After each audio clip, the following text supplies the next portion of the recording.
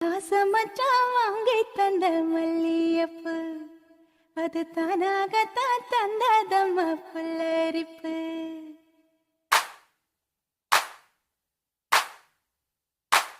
அடி ஆசமச்சான் வாங்கி தந்த மல்லியப்பு அது தானாகத்தான் தந்ததம்மா புல்லரிப்பு.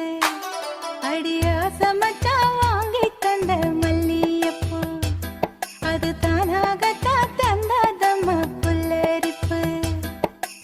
ஆசை மனச தூண்டி அது மாமை நினப்ப கூறும்